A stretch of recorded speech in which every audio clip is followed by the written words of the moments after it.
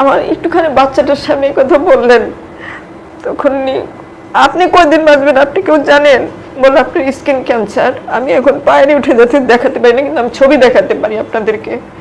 আমার এগুলো ক্ষত ক্ষত সাদা সাদা হয়ে গিয়েছিল, এখন আস্তে আস্তে ঠিক হচ্ছে, থেরাপি দিচ্ছি। আমার চুলগুলো সব পড়ে যাচ্ছে, নখগুলো সব পড়ে গেছিল, আবার হচ্ছে।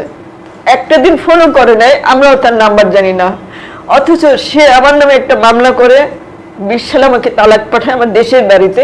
কাজের মেয়েকে এমন ভাবে মেরেছে যেসব জায়গায় কখনো হাত দেওয়া যায় না, দেখাতে পারছে না, আর ছিলে ফেলছে কাজের মেয়েটাকে একেবারে শরীর। আমার জীবনে আমি কোনো কাজের মেয়ের একটা থাপ্পড়ও দেই নাই, অথচ কাজের মেয়েটার কোনো দোষই ছিল না, কিন্তু কেন মারলো? নিশ্চয়ই খারাপ প্রস্তাব দিয়েছিল, সেটা রাজি হয় না। এই জন্য যে লোকটার সাথে তার চাচাতো চাচির সাথে 26 বছর ধরে সম্পর্ক, খারাপ সম্পর্ক, চাচা বিদেশে থাকে, আমি জানতামই না, এখন জানি। এই 3-4 বছর ধরে গ্রামের মানুষ সবাই, ওনার আপন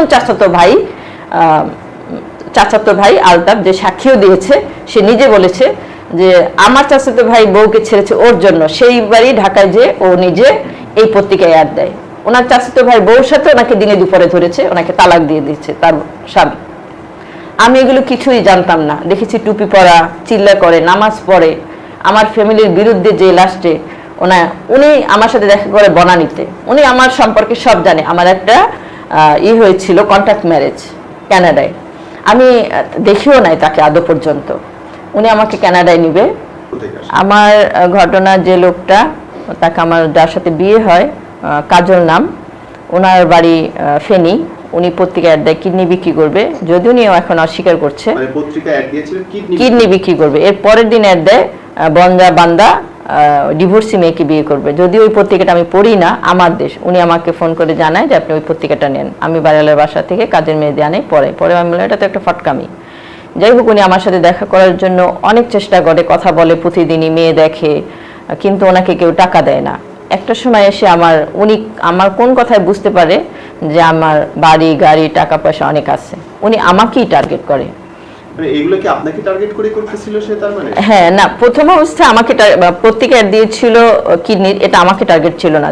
আমি যখন ফোন করেছিলাম প্রথম, ওনাকে ভালো বুদ্ধি দিলাম, কিন্তু পরবর্তীতে উনি আমার কোনো কথায় বুঝতে পারছিল যে আমার কাছে অনেক টাকা পয়সা আছে।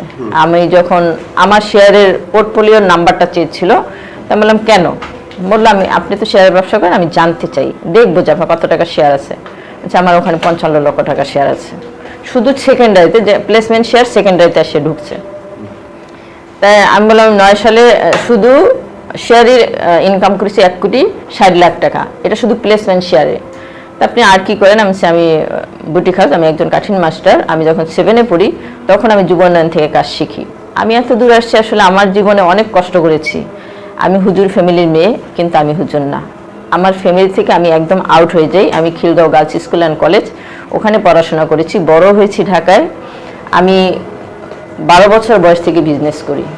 সত্যি কথা, আমি ফার্নিচারের বিজনেস করেছি, ল্যান্ডের বিজনেস করেছি, কাপড়ের বিজনেস করেছি, 3 পিস, কসমেটিক্স, যেগুলো ছেলেরা করে, মানে সকল প্রকার ব্যবসা আপনি করেছেন। আমি সব পয়সায় যেভাবে বড় হওয়া যায়। হ্যাঁ, আমার বোন বলেছিল হ্যাঁ উনি নিজে ঢাকা শহরে বাড়ি করবে নাকি সব থেকে। আমি বলেছি আমি দেখাই ছাড়বো, আমি করব। করেছিলেন? হ্যাঁ, করেছিও। আমি একদিকে কোনো কাঠিন মাস্টার বলতে পারবে কিনা আমি জানি না, আমি একদিনে 300 পেটিকোট সিলি করছি রোজা থেকে। সকালে বসছি, রাত 3টে সেহরি খেয়েছি। হাতের অবস্থা, হাত পা তো ব্যথা হয়ে যাবে। আমার পা গুলো ফুলে গিয়েছিল, এই জন্য আমার কিডনির সমস্যা এখন। যাই হোক, সারা রাত বসে বসে সেলাই করতে? সারা দিন রাত, কারণ আমার ডেলিভারিটা দিতে হবে ঈদের আগে। আমার সেই টাকাগুলো এই একটা লোক আমাকে ধ্বংস করে দিল। সিদ্ধেশ্বরী, আমি ছিলাম মনিজান টাওয়ারে, আমার উপরে ছিল র্যাবের মহাপরিচালক, আমি ছিলাম 4 তলায়, লিফটের 3, উনি ছিল 4 তলায়। আমার অ্যাক্সিডেন্ট হয় 10 সালে, আমার নিজের গাড়ি প্রথম অ্যাক্সিডেন্ট করে। হ্যাঁ, আমি কিন্তু মঞ্চ নাটকও করতাম, আমি বিটিভি শিশু শিল্পীও ছিলাম একটা সময়। আমার অ্যাক্সিডেন্টে আমার চেহারাটা নষ্ট হয়ে গেছে, হয়তো অনেকে চিনবে, আমার বিটিভিতে নামও যেত। আমি থিয়েটার টাচ করতাম, টাচে ছিলাম, মেইন ক্যারেক্টারটাই করতাম, নায়িকা রোলটাই। কিন্তু আমার একটা লোক এসে আমার জীবনটা তছনছ করে দিল, যে আমার পা ধরে কান্না করে, তার মা আমার হাত ধরে কেঁদেছে যে আমার ছেলেটা আত্মহত্যা করবে, আপনি যদি টাকা দেন আপনার টাকা আমরা জায়গা জমি বিক্রি করে আপনার কাছে শোধ করব। টাকা ওনাকে আমি বিয়ের আগে আমার কাছে প্রত্যেকটা ডকুমেন্ট এখানে নিয়ে আসছি যে পে অর্ডার গেছে। বিয়ের আগে 56,10,000 টাকা দিছে ওনাকে আমি ডিপোজিট ভেঙে ব্র্যাক ব্যাংক থেকে। আমি ব্র্যাক ব্যাংকের থেকে লোন নিয়েছিলাম, লোন নিয়ে শেয়ার ব্যবসা করেছিলাম। কিন্তু আমি দাঁড়ে দাঁড়ে ঘুরেছি, উনি আমাকে 11 সালে টাকা না ফেরত দিয়ে বিয়ের প্রস্তাব দেয়। আমার বিয়ে ঠিক হয়েছিল একটা ভালো ফ্যামিলির ছেলের সাথে, আমি বিয়ে করিনি। আসলে ছোট থেকে আমার ছিল যে আমি নিজের পায়ে দাঁড়াবো। একটা মেয়েও যে নিজের পায়ে দাঁড়াতে পারে সৎ ইচ্ছা থাকলে, সেটা চেষ্টা করেছি। কিন্তু এই যে কাজল যে নাম লোকটা, এর বাবা সাধারণ একজন পুলিশ অফিসার ছিল, আমার মামাও পুলিশ অফিসার কিন্তু এখনো স্ট্যান্ড বাই, উনি ওসি আছে, এবং আমার চাচাতো ভাইও এসপি মিজান। কিন্তু আমি তাদের কাছে যাই না। সত্যি কথা, আমি আত্মীয় স্বজনের কাছ থেকে এত দূরে চলে গেছি এই লোকটার জন্য, কেউ আমাকে হেল্প করে না এখন। সবাই বলে তোমাকে নিষেধ করেছিলাম এই বাটপারকে বিয়ে করতে, টুপি মাথায়। এমনকি ব্যাংকের ম্যানেজার পর্যন্ত এই লোকটার উপরে খুব রেগে গিয়েছিল যে ম্যাডাম আপনি ওনাকে টাকাটা দিয়েন না, কারণ উনি টুপি পরা একটা শয়তান। আপনার এই ডিপোজিটটা আরেকটা বছর পর আপনি 1,12,00,000 টাকা পাবেন, আপনি এটা করেন না, আপনি অনেক কষ্ট করে এই পর্যন্ত এসেছেন। আমার বনশ্রীতে 2টা ফ্ল্যাট ছিল, 2000 স্কোয়ার। আমার প্রথম গাড়ি ছিল এলিয়ন পাল কালার, এরপরে ব্ল্যাক এলিয়ন, এরপরে প্রিমিয়। আমি 3টা গাড়ি কিনি। উনি যে গাড়িটা কিনে র্যাকটিস টয়টা, যেটা বিক্রি করে দেয়, আমার ফ্ল্যাট বিক্রি করে দেয়। আমার সিগনেচার নিয়ে যখন বাবুটা পেটে আসে, তখন উনি আমাকে আমার শেয়ার বিক্রি করতে যায়। বলে যে ওনারা আমাকে ফোন করে যে ম্যাডাম আপনার, উনি হাজব্যান্ড পরিচয় দিয়ে আপনার শেয়ার বিক্রি করতে আসছে। আমি বলছি বিক্রি করতে দেন। বললো না, আপনার সই ছাড়া আমরা করতে পারবো না। আমি কিছু চেকে সই করে দিয়েছিলাম, কিন্তু উনি আমাকে বলেছিল মাত্র 11 লাখ টাকা উঠাবে। সেখান থেকে উনি আমার 55 লাখ টাকা শেয়ার বিক্রি করে উনি 27 লাখ টাকা সরাই ফেলে। আমাকে জয়েনও রাখে না।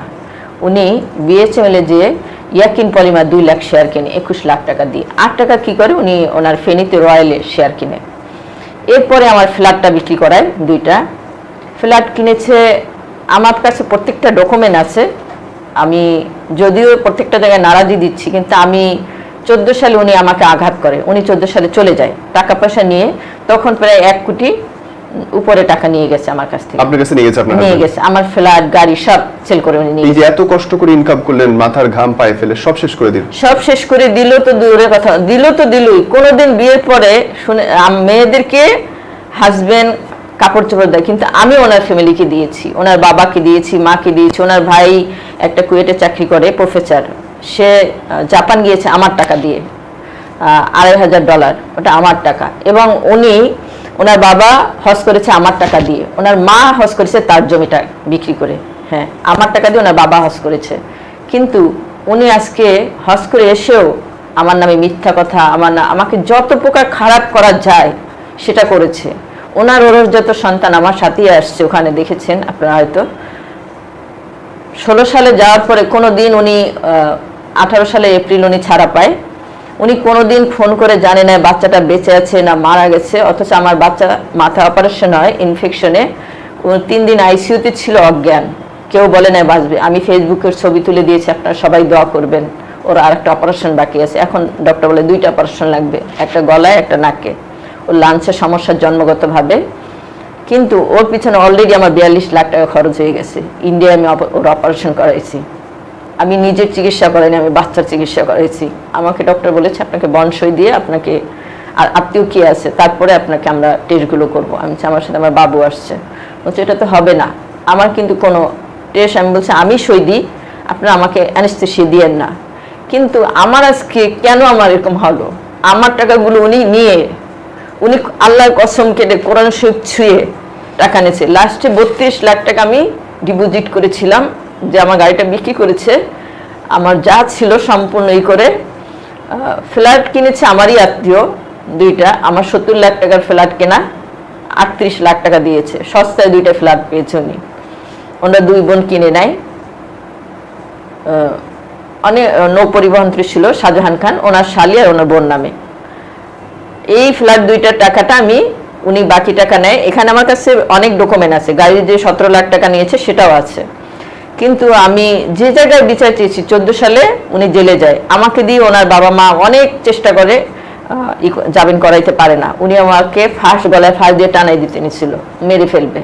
আপনার জামাই? হ্যাঁ, প্রথম অবস্থায় উনি আলাদা থাকতো 14 সালে বাবু হওয়ার পরই উনি চলে যায় ওনার বন্ধুর সাথে। উনি হঠাৎ করে একদিন বাসায় ঢুকে, তখন আমার টাইফয়েড জ্বর, উনি বাসায় ফ্ল্যাটে ঢুকে যায়, বলে বাচ্চাকে দেখতে আসছি। আপনি বাসায় ঢুকেছেন কেন? বাইরে দাঁড়াবেন, আমি বাচ্চাটাকে বাইরে দিব। তো উনি বললো বৃষ্টি নামছে।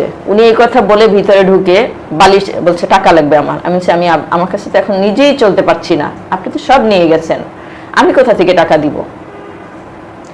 উনি বলল যে না দিলে আপনি এখন করতে হবে, আপনাকে এই মেরে আমার একটা বড় ডিপ ফ্রিজ ছিল, কেটে টুকরো টুকরো করে এর মধ্যে ঢুকাই রেখে যাব। আমি বলছি পারলে, আমারও একটু রাগ বেশি, আমার অনেক রাগ। আমি বললাম কই করেন তো, সাহস থাকলে। উনি তখন, বাচ্চাটা আমার পাশেই শোয়া, আমিও কিন্তু শোয়া, আমার গায়ে জ্বর 103 ডিগ্রি। উনি আমার মুখে বালিশ চাপা দেয়, বালিশ আমি ধাক্কা দিয়ে ফেলে দিই, এরপর ওনা দিয়ে আমার গলায় ফাঁস লাগাই দেয়। ফাঁস লাগাই যখন টানতে নেয় তখন আমার গলা ঘর ঘর করে উঠে, বাচ্চাটাকে আমি খামচি দিয়ে ধরছি। তখন বাচ্চা চিৎকার দিছে, পাশের ফ্ল্যাটের লোক আইসা দরজায় ধাক্কা দিচ্ছে, দিয়ে উনি ছেড়ে দিয়ে খুলে দিচ্ছে। আমি তাড়াতাড়ি ওই ফ্ল্যাটে গেছি যে আমাকে মেরে ফেললো। পরে আমার ভাইকে ফোন দিলাম, আমার ভাই আসলো, লোকজন নিয়ে থানায় গেলাম, থানায় যে পুলিশ নিয়ে আসলাম। উনি তখন নিজেই স্বীকার করলো উনি 3টা চেক দিয়েছিল, ওনার বাবার, ওনার ভাইয়ের চেক দিয়ে দিয়েছিল 1.5 কোটি টাকা। এটা যখন উনি টাকা নেয়, তখন আমি আসলে চেক, যা টাকা নাই আমি চেক দিয়ে কি করবো, আমি তখন চেকের কোনো ভ্যালুই বুঝি না। উনি নিজেই 14 সালে তখন আইওকে দেখাইছিল যে আমি ওনাকে চেক দিয়ে টাকা নিয়েছি, স্বীকারও করেছি। কিন্তু 14 সালের মামলার আইওকে যদি ডাকা হয় তাহলে সে বলবে যে ওনাকে, তখন উনি মামলা করতে চেয়েছিল যে আমিও মামলা করতে চাই। কেন, কিসের মামলা নিব আপনার? উনি ভালো মেয়ে দেখে আপনাকে এতদিনেও কিছু করে নাই, যার কাছে চেক আছে, আপনি টাকা নিয়েছে স্বীকার করেছেন, আবার ওনাকে মেরেও ফেলতে আসছেন।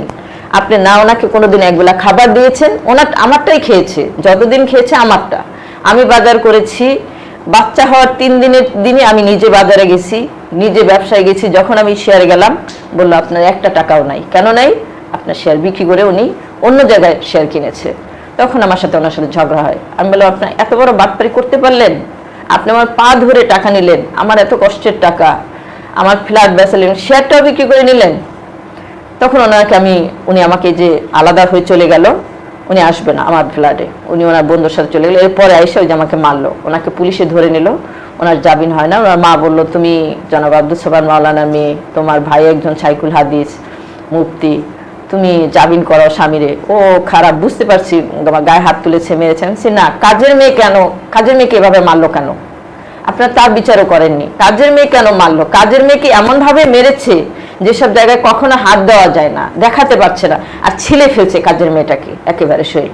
আমার জীবনে আমি কোনো কাজের মেয়ের একটা থাপ্পড়ও দেই নাই, অথচ কাজের মেয়েটার কোনো দোষী ছিল না, কিন্তু কেন মারলো? নিশ্চয়ই খারাপ প্রস্তাব দিয়েছিল, সেটা রাজি হয় না। এই জন্য যে লোকটার সাথে তার চাচাতো চাচির সাথে 26 বছর ধরে সম্পর্ক, খারাপ সম্পর্ক, চাচা বিদেশে থাকে, আমি জানতামই না, এখন জানি। এই 3-4 বছর ধরে গ্রামের মানুষ সবাই, ওনার আপন চাচাতো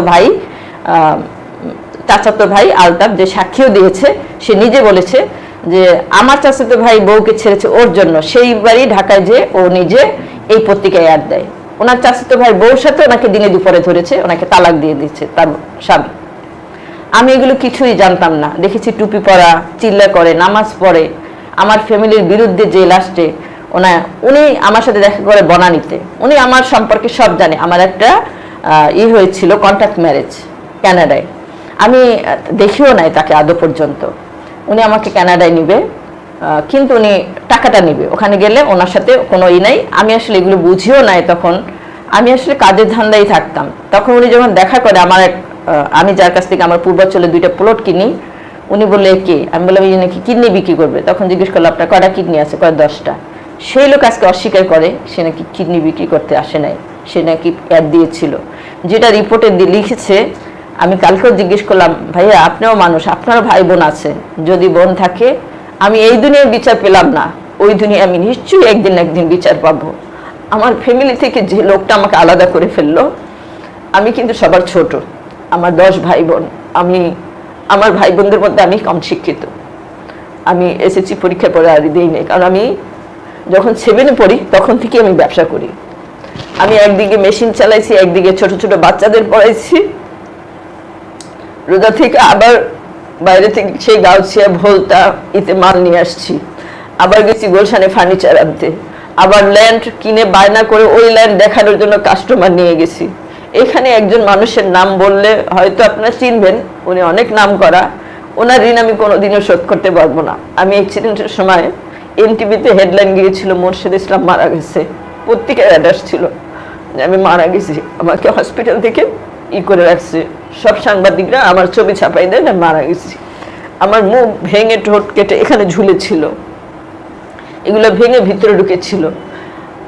আমার ওনাকে আমি মামা ডাকি, উনি আমাকে অ্যাপোলোতে নিয়ে, যেটা এখন রিভাইভ নাম করেছে বসুন্ধরায়, ওই হসপিটালে উনি আমাকে রাত 3টায় নিয়ে করে অপারেশন করে, এবং কি প্রধানমন্ত্রী প্রাইম মিনিস্টার উনি ফোন করে দেয় যে ইনি ওর আত্মীয় হয়, যেভাবেই হোক সকাল 7টার মধ্যে অপারেশন করে ওর চেহারার জন্য ঠিক করা হয়। আমার চেহারা একেবারেই হয়ে গিয়েছিল। কেন হয়েছিল?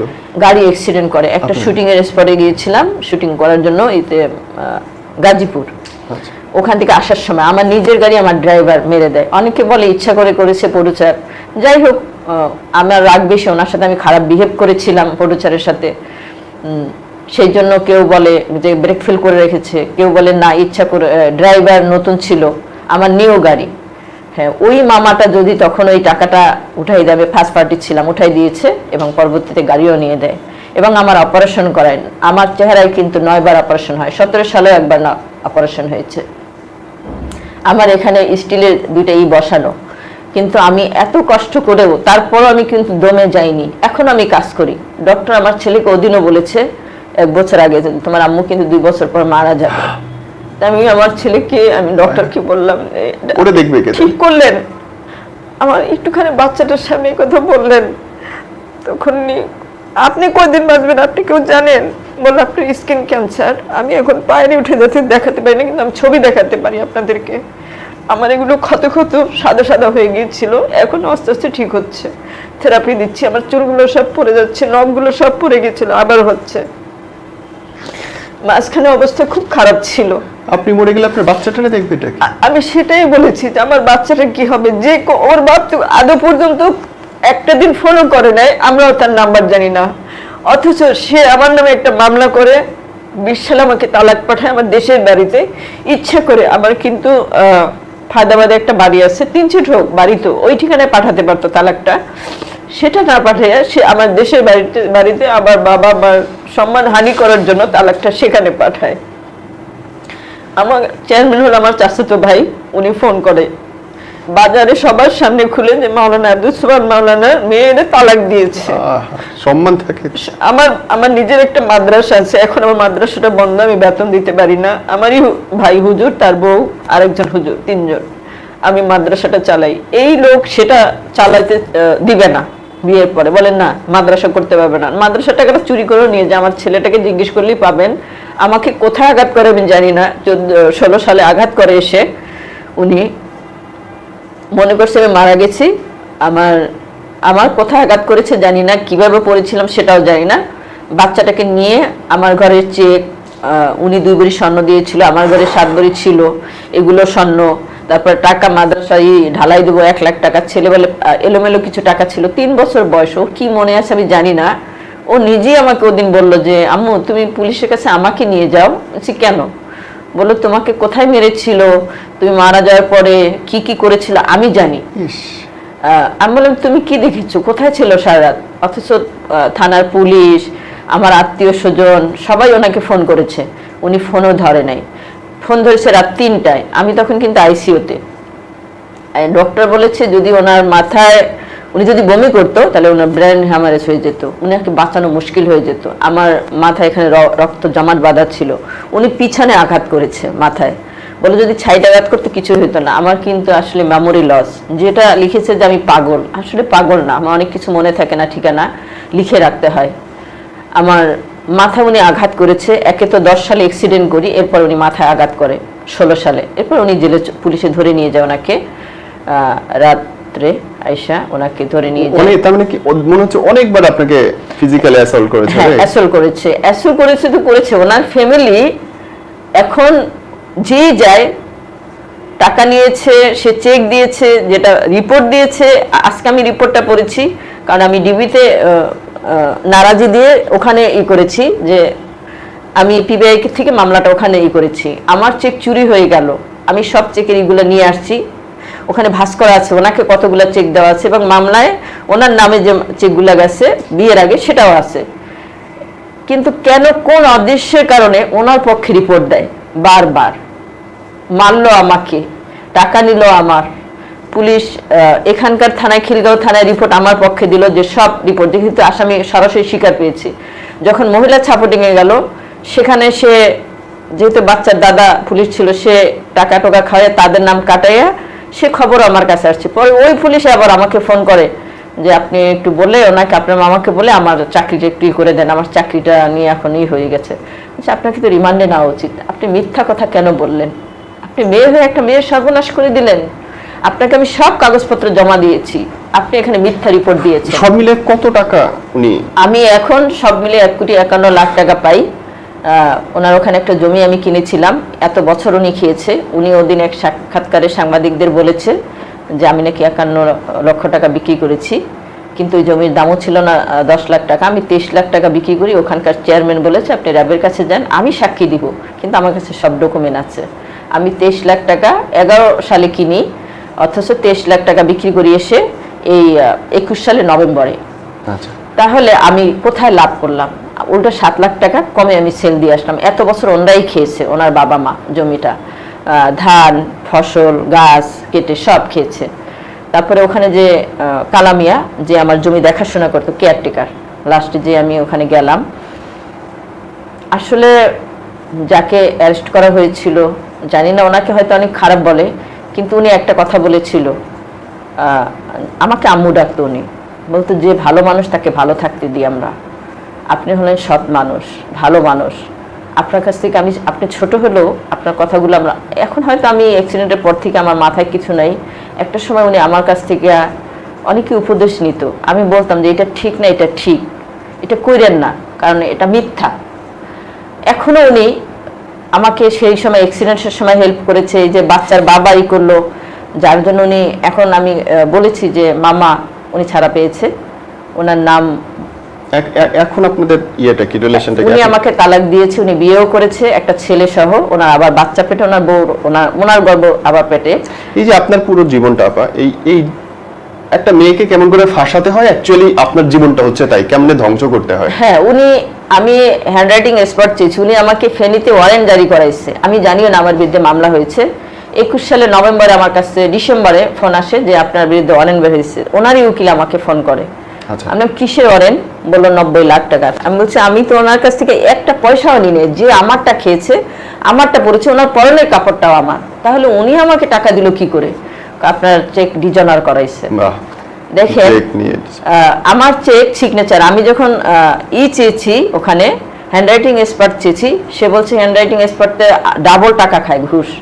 উনি জেল থেকে বের হয়ে 14 সালে বলেছিল আপনি আমার কাছে প্রায় 2 কোটি টাকা পান, কাছাকাছি লোকবংশ নিয়ে 2 কোটি টাকা পান, 10 লাখ টাকা দিয়ে আপনাকে মেরে ফেলে আমি বিদেশ চলে গেলে এরকম কিচ্ছু হবে না, 1 টাকাও আমার দিতে হবে না আপনাকে। ওনার এক ভাই আছে, আমি পিপলস লিজিং, আমি আসলে ওই যে 23 লাখ টাকা, ওটা আবার একজনের সাথে আমি ঠিকাদারি ব্যবসায় নেমেছিলাম, সে টাকাটা আমি মার খেয়েছি।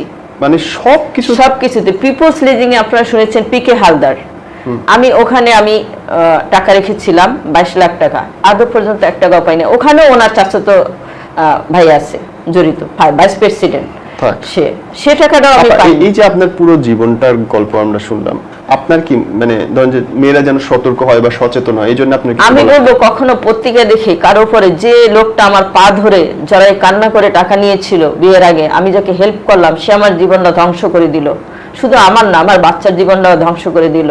সত্যি কথা আপনাদেরকে বললে, আমি অনেক সময় ছেলেটার হয়তো সামনের বছর করাতেও পারবো না, একটা সময় আমি 65,000 টাকা ভাড়া দিয়েছি, আর এখন আমি ভাড়া দিই 17-18 হাজার টাকা, তাও দিতে কষ্ট, হয়তো এখন আমি বাড়ি চলে যেতে হবে।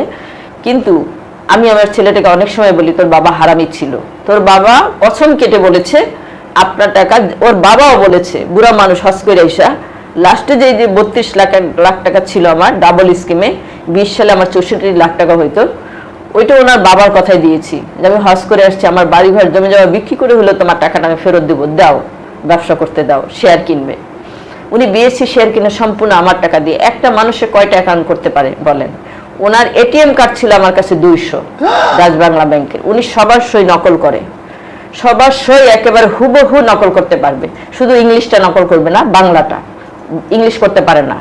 এই জন্য আমার সব অ্যাকাউন্টে উনি বাংলা সিগনেচার করায়, যে যে বলে বাংলা সিগনেচার দেন, আপনি ইংলিশ সিগনেচার চেঞ্জ করেন। চেঞ্জ করলাম। উনি অনেক, হ্যাঁ উনি অনেক ট্যালেন্ট মানুষ। উনি ওনার আমি দেখেছি 400-র উপরে অ্যাকাউন্ট। একজন মানুষ যদি 400 অ্যাকাউন্ট থাকে, উনি লাস্টে যে টাকাটা নেয়, যে টাকাটা আমি 64 লাখ টাকা পাইতাম এই 20 সালে, সেই টাকাটা উনি ওই এটিএম কার্ডগুলো আমার কাছে জমা রাখে, ওই এটিএম কার্ড দিয়ে সবার এই টাকা উঠায় উনি। এত বড় জালিয়াতি দেশদ্রোহী। আমি প্রধানমন্ত্রীকে বলবো যে আপনি সবার জননী, আমি এখন অসহায়, আমি ওনার কাছে একটা চিঠি পাঠিয়েছি, আমি আপনার বরাবর চিঠি লিখেছি আপনার দপ্তরে, আপনার ঠিকানায়, কিন্তু কেন কোন অদৃশ্যের কারণে পৌঁছায় না আমি জানি না। আমি আমার ছেলেকে নিয়ে বাঁচতে চাই। আমি ছোট থেকে এত কষ্ট করে লেখাপড়া করে, এত বিজনেস করে, এত দূরে এসে একটা লোক আমাকে পথে বসাই দিল, আমার ছেলেটাকে এতিম করলো, আমার ছেলেটার চিকিৎসা করাতে পারছি না, আমার ছেলেটার প্রতিদিন 2টা অ্যান্টিবায়োটিক লাগে, হাই অ্যান্টিবায়োটিক চলে। কিন্তু যে লোকটাকে আমি কোথাও বিচার পাই নাই, প্রত্যেকটা জায়গায় ঘুরেছি, একে 4টা মামলা করেছি, সে বলতেছে মামলায় ঘুরতে ঘুরতে মা ছেলে মারা যাবে একদিন, মোর ভিতরে ভাবি।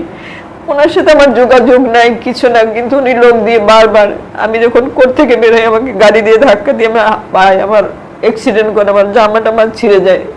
যেখানে সিগন্যাল ছিল হঠাৎ করে একটা গাড়ি এসে আমাকে ধাক্কা দিল। আমি আমার পিছনে 4টা ছেলেকে দেখেছি, উনি তখন জেলে, কিন্তু তাহলে আমাকে অ্যাক্সিডেন্টটা কে করাইলো বলেন? তখনও কিন্তু সব গাড়ি পিছনে, শুধু একটা গাড়ি আমাকে ধাক্কা দিল। আমাকে মেরে ফেলার প্ল্যান ওনার এখনো আছে। আমি প্রধানমন্ত্রীকে বলবো যে এটার বিচার আপনি করেন, অন্তত আমি যেন আমার ছেলেটাকে নিয়ে দাঁড়াতে পারি, আমার ছেলেটাকে মানুষ করতে পারি, আমি যেন আমার চিকিৎসা করাতে পারি। আমার ডান সাইডের কিডনিটা এখন নষ্ট হয়ে গেছে, আমার স্কিন ক্যান্সার। ইনশাআল্লাহ বোন, আমরা দোয়া করি অপরাধী অবশ্যই শাস্তি পাবে, এবং কিন্তু মায়ের ওনার চোখে কোন জল শক্তি কখনো আছে যে কেন ওনার বিচার হচ্ছে না? বারবার আমি পারিবারিক আদালতে রায় পেয়েছি 19 সালে, উনি আমার টাকা দিল না। সেখানে উনি দেখেছে 20 সালে একটা কোম্পানি, ভুয়া একটা কোম্পানি, আপনাকে কাগজ দেখালো বুঝতে পারবেন, প্রত্যেকটা চেক আমার কাছে আছে, উনি যে চেক দিয়েছিল। উনি সেখানে বলেছে যে উনি নাকি 20 সালে আমাকে 90 লাখ টাকা দিয়েছে। আবার মানে এখন উল্টা হিসাব হয়ে গেছে যে উনি আপনার কাছে টাকা, আবার পারিবারিক আদালতে যেখানে রায় পেয়েছি সেখানে লিখিত অভিযোগ দিয়েছে এখন উনি নাকি কাবিনের সময় আমাকে 1,40,00,000 টাকা দিয়েছে, যার কাছে ভাড়া ছিল না, সে আমাকে 1,40,00,000 টাকা কোথা থেকে দিল? সেইখানে সে অভিযোগ করেছে এটা যে 1,40,00,000 টাকা দিয়েছে, আমার কাবিনের টাকা শোধ করে দিয়ে 90 লাখ টাকা পায়। আরেক জায়গায় বলেছে জমির টাকা পায়, এই জন্য 90 লাখ টাকা। আবার বলেছে উনি 90 লাখ টাকা আমার কোম্পানি, ওই কোম্পানির নামও আমি শুনি নাই জীবনে। আমার কোনো কোম্পানি ছিল না, শুধু আমার নামে, মোর্শেদ ইসলাম নীলিমার নামে একটা টেলার ছিল, বুটিক হাত ছিল, আর কিছু ছিল না। হ্যাঁ, আমার পোর্টফোলিওগুলো নিয়ে আসছি আমি, যে ফিডেলিটিতে, সাধারণ কমার্শিয়াল, বিএসএমএল এ 3টা ইতে আমি ব্রোকার হাউসে আমি ইয়াকিন পলিমা, ইউনাইটেড এগুলো শেয়ার আমি কিনেছিলাম, যেগুলো ইউনাইটেড মার্কেটে প্রিমিয়ার আসার আগে আমরা কোম্পানিটাকে মার্কেটে নিয়ে আসতাম। আমি কিন্তু ছোট শেয়ারে ব্যবসা করি নাই, যেমন ধরেন সেকেন্ডারি বা প্রাইমারি এগুলা না। আমরা ধরেন আপনার এই কোম্পানিটাকে মার্কেটে নিয়ে আসবেন, আপনার আছে 100 কোটি টাকা, এটা দিয়ে আপনার কোম্পানিটাকে আনতে পারবেন না, কিন্তু আপনার 5 কোটি টাকা দেখাতে হবে। তখন কি করে আপনি ডিক্লেয়ার দেন যে আমরা এই কোম্পানিটা এতগুলো ডিরেক্টর নিব, শেয়ার সেল দিব, তারপরে প্রিমিয়ার যাবে, তারপরে ডিএসসি তে জমা দিবেন। আমরা অনেক বড় বড় এরা, আমি হয়তো ওখানে ছোট একজন, কিন্তু কেউ 10 কোটি টাকার 20 কোটি টাকার শেয়ার কিনে, এইরকম। আমার কষ্টের টাকাটা উনি নিয়ে আজকে আমাকে হয়রানি করছে। আমি কোর্টে দৌড়াতে দৌড়াতে, আমার ছেলে এবারও সেকেন্ড হয়েছে, ও ক্যাম্বিয়ানে পড়ে ইনশাআল্লাহ ইংলিশ মিডিয়ামে, কিন্তু আমার ছেলের মেধা আছে, কিন্তু আমি কতক্ষণ ওকে পড়াবো, আর সময়ও পাই না, কারণ আমার ঘর ভাড়া দিতে হয়, বাচ্চাকে খাওয়াইতে হয়, সেই ভোলতা গাউছে অসুস্থ অবস্থায় আমাকে যেতে হয়। এখনো কাপড় আনতে, আমি কিন্তু এখনো কাপড়ের ব্যবসা করি, 3 পিস, বেডশিট, তারপরে লুঙ্গি, এগুলো নিয়ে আসি আমার এলাকায় সেল দিই আমি। আমার বাইরে যেতে হয় না অতটা, ঘরে থেকে নিয়ে যায়, আর শুধু কালেকশন করতে হয়, টাকাটা বাকিতে নেয়, যেহেতু গরিব মানুষরা কিনে। আমার এখানে যে বাড়িটা আছে সেটাও আসলে সরকার বারবার নদীর কাছে পড়েছে, 5 কাঠা থেকে 3.5 কাঠা আছে, এখন আর আমি ঘর ভাড়াভাবে পাইও না, খালি থাকে। করোনার মধ্যে আগে ছিল 16টা রুম, এখন আছে ওকে বোন, 12টা। আমরা শেষ করি আজকে, এবং আমি বিশ্বাস করি সকল কিছু বিচার হয়, হয়তো বোনটার বিচারও হবে ইনশাআল্লাহ। অপরাধ যেই করুক, সাপোর্ট করেন না তাকে।